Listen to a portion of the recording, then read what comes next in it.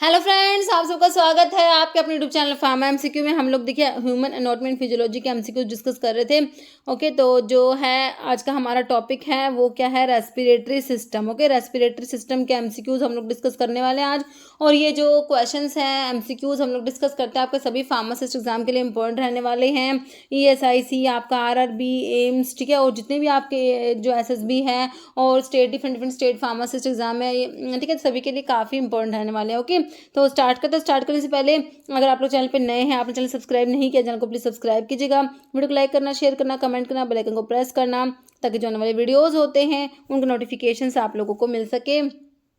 Question है, देखिए, alveoli is a functional unit of. तो एल्वियोली जो है किसका फंक्शनल यूनिट है? तो ये देखिए आपके एमपी जो मध्य प्रदेश का जो फार्मासिस्ट का एग्जाम होता है उसमें पूछा था किडनी, लीवर, हार्ट या लंग्स। तो देखिए लंग्स जो है उसकी फंक्शनल यूनिट जो होती है आपकी एल्वियोली होती है। ओके, जो लंग्स में मेन जो गैसेस का एक्सचेंज होता है वो एल्वियोली में होता है। तो फंक्शनल यूनिट आपकी लंग्स की क्या होती है? एल्वियोली होती है। ऑप्शन आपका डी राइट हो जाएगा। ओके, एल्वियोली क्या होती है? फंक्शनल यूनिट लंग्स की। They form the site for gases exchange. ठीक है, जो गैसेस एक्सचेंज होता है वो एल्वियोली में होता है।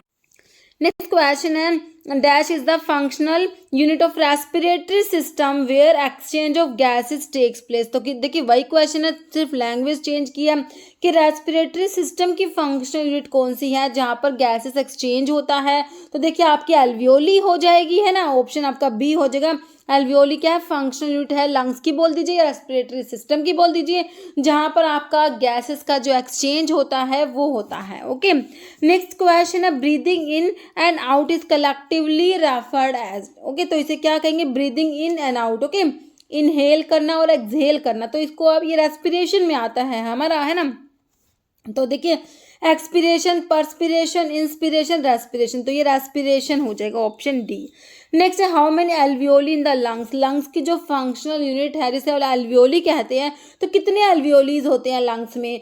300 जो आपके मिलियंस हैं, 300 बिलियन, 300,000 या 200। तो ये आपके होते हैं 300 मिलियंस जो एल्वियोली प्रेजेंट होते हैं लंग्स में। Okay, gases exchange in lungs occur in millions of small air sacs, इनको बोलते हैं alveoli.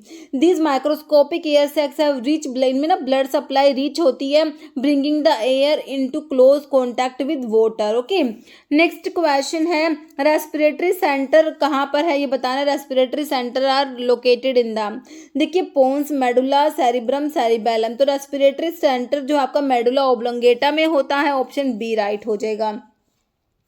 Next, lungs are located in the. Lungs कहाँ है? देखिए क्रेनियल कैविटी में है, thoracic cavity, abdominal cavity, spiral cavity. Lungs जो होते हैं आपके, लंग्स कहाँ होते हैं? थोरैसिक कैविटी में लंग्स प्रेजेंट होते हैं। लंग्स कहाँ है आपके? थोरैसिक कैविटी में। देखिए आपका हार्ट है, ठीक है, तो जो आपकी देखिए थोरैसिक कैविटी होती है उसमें आपका देखिए हार्ट भी होता है, लंग्स भी होती हैं, आपके रिब्स भी होते हैं, ये आपके थोरैसिक कैविटी में प्रेजेंट होते हैं। ओके, देखिए लंग्स जो होता है राइट लंग और लेफ्ट लंग होता है। तो राइट लंग होते हैं इसमें 3 लोब्स, ध्यान रखने आपने, राइट लंग में 3 लोब्स होते हैं, सुपीरियर, मिडल और इंफीरियर लोब। और जो लेफ्ट लंग है उसमें 2 लोब्स होते हैं, superior and inferior lobe. Okay, तो ध्यान रखेंगे राइट लंग में 3 लोब, लेफ्ट लंग में 2 lobe. Okay, next, tiny air sac present in human lung is called. ठीक है, तो लंग्स में जो टीनी एयर सैक्स होते हैं उन्हें क्या कहेंगे? अभी मैंने आपको बताया क्या कहते हैं इनको, एल्वियोलीज बोलते हैं ना।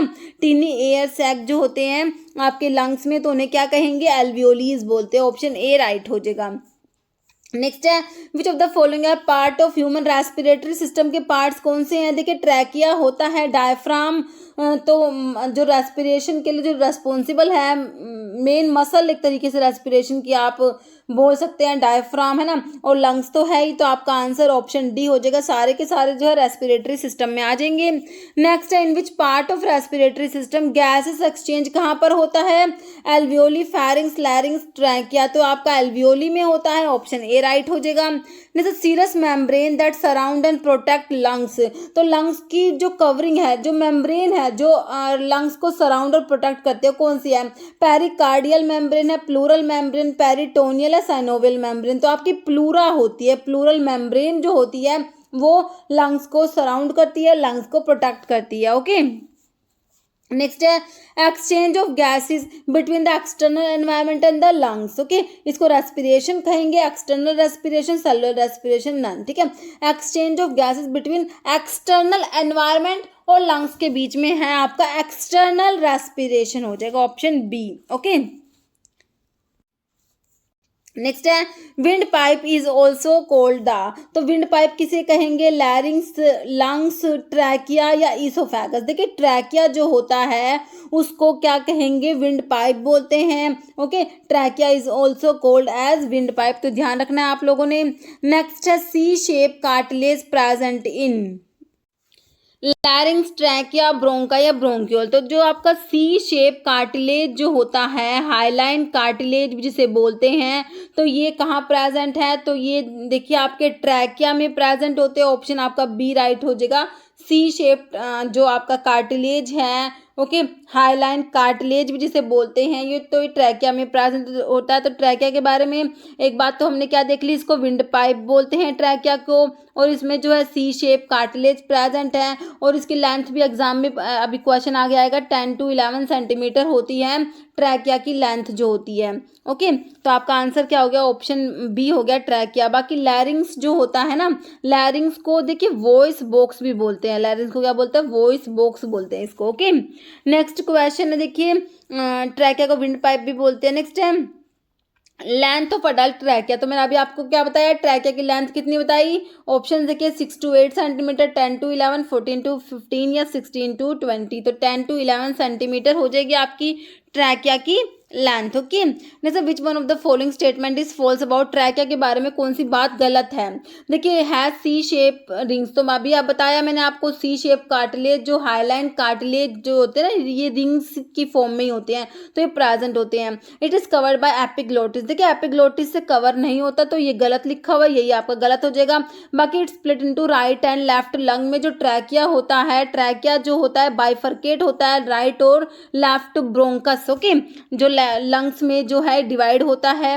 ओके, तो आपका जो आंसर क्या हो जाएगा, ऑप्शन बी हो जाएगा। नेक्स्ट है eight which thoracic vertebrae does trachea branch, है ना, देखिए ट्रैकिया जो होता है, ये जो देखिए ब्रांचेस इसकी जो है ये डिवाइड होता है, तो यहाँ कौन सी जो कह रहे हैं थोरैसिक वर्टिब्री कौन सी होती है जहाँ पर इसकी ब्रांचेस स्टार्ट हो रही है ना, तो 6th 4th 5th या 2nd, तो ये आपकी जो होती है ना थोरैसिक 5th T5 जो है थोरैसिक की जो 5 वर्टिब्री होती है ना, वहां पर जो है इसकी ये ब्रांचेस होती है इसकी। ओके, नेक्स्ट है ड्यूरिंग इनहेलेशन डायफ्राम मूव, देखिए इनहेलेशन जो रेस्पिरेशन में आपकी जो मेन मसल्स होती है ना, डायफ्राम और इंटरकोस्टल मसल्स होती है, तो डायफ्राम का क्या रोल है, जब आप इनहेल करते हैं एयर को अंदर लेते हैं ना, इंस्पिरेशन जब होता है, इनहेल करते हैं जब एयर को, तो उसमें देखिए डायफ्राम का क्या होता है, कॉन्ट्रैक्शन होता है, डायफ्राम कॉन्ट्रैक्ट, देखिए डायफ्राम ऐसे होता है, डोम शेप होता है, कॉन्ट्रैक्ट होएगा तो नीचे की तरफ जो है इसकी डाउनवर्ड जो है मूवमेंट होगी, तो ये ऐसे फ्लैट हो जाएगा। ओके, तो जब इनहेल करेंगे तो डायफ्राम कॉन्ट्रैक्ट होगा, इसकी शेप फ्लैट शेप हो जाएगी, आपसे किसी भी टाइप से क्वेश्चन आ सकता है ना। ओके, और ये डाउनवर्ड जो है, ये डाउनवर्ड इसकी मूवमेंट होती है। ओके, तो ये आपका होता है इनहेल जब करते हैं, तो देखिए इसमें ये डायफ्राम मूव करेगा, तो कहाँ मूव करेगा, डाउनवर्ड मूव करेगा, है ना, अपवर्ड, डाउनवर्ड, लेफ्ट या राइट, तो ये ऑप्शन बी हो जाएगा, डाउनवर्ड जो होता है। देखिए डायफ्राम जो होता है, देखिए जो आपकी जो होती है, एक तो थोरैसिक कैविटी है ना, थोरैसिक कैविटी में आपके लंग्स हो गया, हार्ट हो गया, रिब्स हो गया, एक आपकी एब्डोमिनल कैविटी होती है जिसमें आपका स्टमक इंटेस्टाइन आ जाएगा। तो आपकी जो थोरैसिक कैविटी को एब्डोमिनल कैविटी से सेपरेट करता है आपका डायफ्राम, डायफ्राम क्या करता है, थोरैसिक कैविटी को एब्डोमिनल कैविटी से सेपरेट करता है। ओके, तो ये भी आपने ध्यान रखना है। ओके, तो आपका आंसर हो गया आपको क्लियर। तो इसमें देखिए लिखा भी हुआ ड्यूरिंग इनहेलेशन, जब इनहेल करते हैं तो डायफ्राम कॉन्ट्रैक्ट करता है, मूव डाउनवर्ड मूव करेगा, this increase the space in your chest cavity into which lungs, फिर लंग्स क्या होंगे, एक्सपैंड हो जाएंगे। वेयर एज ड्यूरिंग जब एक्सहेल करेंगे तो डायफ्राम रिलैक्स हो जाएगा, मूव्स अपवर्ड मूव करेगा। ओके, नेक्स्ट क्वेश्चन है देखिए how many pair of intercostal muscles, कितना पेयर होती है, देखिए रिब्स आपकी 12 पेयर्स होती है ना, तो इनको याद रखना आप, ये 11 पेयर्स होती है। ओके, आपका आंसर ऑप्शन ए हो जाएगा, इंटरकोस्टल मसल्स कितनी है, 11 पेयर्स है। नेक्स्ट क्वेश्चन है मसल्स ऑफ रेस्पिरेशन की मसल्स कौन सी, एक तो मैंने आपको डायफ्राम बताया और एक इंटरकोस्टल मसल्स, आपका ऑप्शन सी बोथ हो जाएगा। नेक्स्ट क्वेश्चन है डायफ्राम, ये लिखा हुआ सेपरेट करता है हार्ट, लंग और रिब्स को स्टमक और इंटेस्टाइन से, ठीक है, थोरैसिक कैविटी को एब्डोमिनल कैविटी से सेपरेट करता है। नेक्स्ट है volume of air that can be breathe out of forced expiration after taking forced inspiration. Okay, मतलब कि फोर्स्ड इंस्पिरेशन के बाद जो फोर्स्ड एक्सपिरेशन है ना, उसमें कह रहे हैं volume of air that can be breathe out of forced expiration after taking force inspiration. तो वो कौन सा वॉल्यूम है? टाइडल वॉल्यूम तो दिया हुआ है आपको। टाइडल वॉल्यूम तो नॉर्मल जो आप ब्रीदिंग करते हैं, नॉर्मली जो इनहेल और एक्सहेल करते हैं, तो वो आपका सिंपल टाइडल वॉल्यूम जो 500 ml आप लोगों का होता है। ओके, टोटल लंग कैपेसिटी या vital capacity, forced expiratory volume दिया, तो आपका जो है वाइटल कैपेसिटी हो जाएगा volume of air that can be breathe out of forced expiration after taking forced inspiration. तो ये आपका वाइटल कैपेसिटी होता है, इसको मेजर करते हैं स्पायरोमीटर से। ओके, वाइटल, ये क्वेश्चन भी इंपॉर्टेंट है, vital capacity is measured by spirometer, ध्यान रखना स्पायरोमीटर। ओके ओके, तो वाइटल कैपेसिटी जो है ये tidal volume plus inspiratory reserve volume plus expiratory reserve volume हो जाएगा, और वाइटल कैपेसिटी को मेजर करता है स्पायरोमीटर से। नेक्स्ट है maximum volume of air content in the lung by full forced inhalation. ठीक है, मतलब कि फोर्स्ड इनहेलेशन करने के बाद जितना जो वॉल्यूम ऑफ एयर हमारा लंग्स में प्रेजेंट है वो क्या है? टाइडल वॉल्यूम तो होगा नहीं, वो तो नॉर्मल जो आपका होता है ना। Vital capacity, ventilation rate, total lung capacity. तो फोर्स्ड इनहेलेशन के बाद जो मैक्सिमम वॉल्यूम ऑफ एयर हमारे लंग्स में है वो टोटल लंग कैपेसिटी हो जाएगी। क्या हो जाएगी? Total lung capacity. Option D right हो जाएगा। टोटल लंग कैपेसिटी में tidal volume plus expiratory reserve volume plus inspiratory reserve volume plus residual volume, जो हमारा लंग्स में जो रिमेनिंग होता है ना वो भी इसमें ऐड हो जाएगा, रेजिडुअल वॉल्यूम भी। तो ये इसका फॉर्मूला है। रेजिडुअल वॉल्यूम इज, तो रेजिडुअल वॉल्यूम क्या होता है ये आपने बताना। रेजिडुअल वॉल्यूम जो होता है 1200 ml होता है। तो ये रेजिडुअल मतलब कि रिमेनिंग है ना। देखिए अभी देखिए, volume of air which remains in the lungs after maximum expiration. ठीक है, मैक्सिमम एक्सपायरेशन के बाद भी जो रिमेनिंग है लंग्स में, तो वो ही आपका रेजिडुअल वॉल्यूम होता है। तो आपका आंसर तो ऑप्शन ए ही राइट हो जाएगा। बाकी और ऑप्शन देखिए, volume of air taken in और आउट ड्यूरिंग नॉर्मल ब्रीदिंग, तो ये आपका, तो ये तो क्या है? टाइडल वॉल्यूम होता है ना, जो हमारा 500 ml होता है। Volume of air can be breathe out by forced expiration after taking forced inspiration, तो ये तो हमारी वाइटल कैपेसिटी थी, है ना। Next, volume of air remaining in the lung after maximum inspiration, तो ये टोटल लंग कैपेसिटी हमारी थी। ठीक है, तो आपको ये सारी चीजें क्लियर हो गया, आंसर आपका ऑप्शन ए हो गया। ओके, नेक्स्ट, और रेजिडुअल वॉल्यूम 1200 ml होता है। Next, amount of volume of air which can be inspired और एक्सपायर्ड नॉर्मली, तो ये आपका टाइडल वॉल्यूम होता है। क्या होता है? टाइडल वॉल्यूम, जो कितना होता है, कोई एक एग्जाम में पूछा हुआ था टाइडल वॉल्यूम कितना होता है, 500 ml होता है। पूछा हुआ क्वेश्चन है एग्जाम का है ये, प्रीवियस क्वेश्चन 500 ml होता है। ओके, बाकी VC vital capacity, residual volume है, ये एनवी दिया है। Okay, answer is option A. Next है, इसमें लिखा हुआ है कि tidal volume is the volume of air normally inspired और expired in one breath without any effort. 500 ml होता है ये एवरेज ह्यूमन एडल्ट मेल में। नेक्स्ट है, about 70% of CO2 carbon dioxide in blood is transported in the form of, तो about 70% CO2 जो blood में transport होते हैं किसकी फॉर्म में होती है? डिजोल्व्ड फॉर्म में होती है। डिजोल्व्ड CO2 बाइकार्बोनेट्स की फॉर्म में, कार्ब अमाइनो हीमोग्लोबिन है, कार्बोक्सी हीमोग्लोबिन। 70% जो कार्बन डाइऑक्साइड होती है वो ब्लड में ट्रांसपोर्ट होती है इन द फॉर्म ऑफ बाइकार्बोनेट की फॉर्म में होती है। ऑप्शन आपका बी राइट हो जाएगा। ओके, देखिए 70% कार्बन डाइऑक्साइड ट्रांसपोर्ट होती है sodium bicarbonate as CO2 diffuse into blood plasma, a large part of it combine with water. ठीक है, CO2 वाटर से कंबाइन करेगी to form carbonic acid in the presence of enzyme carbonic anhydrase. ठीक है, H2O water के साथ जो है CO2 कंबाइन कर जाएगी, तो H2CO क्या बनेगा? H2CO3 है ना। तो ये इन the presence of enzyme carbonic anhydrase. Okay, next, function of lungs. Lungs का फंक्शन क्या है बताइए? ऑक्सीजन और कार्बन डाइऑक्साइड का exchange, urine excretion, water exchange या डाइजेशन। तो क्या है लंग्स का फंक्शन? ऑप्शन ए हो जाएगा, ऑक्सीजन एंड कार्बन डाइऑक्साइड का एक्सचेंज। नेक्स्ट है, dash prevent the food from entering into glottis during swallow. जब फूड स्वेलो करते हैं ना तो उस टाइम पे इनमें से कौन सा आपका पार्ट है जो उसको प्रिवेंट करेगा entering the food into glottis? तो लैरिंग्स करेगा, पेरिग्लोटिस, पोस्ट ग्लोटिस, एपिग्लोटिस। तो ये आपका एपिग्लोटिस होता है। ओके, ऑप्शन आपका डी राइट हो जाएगा।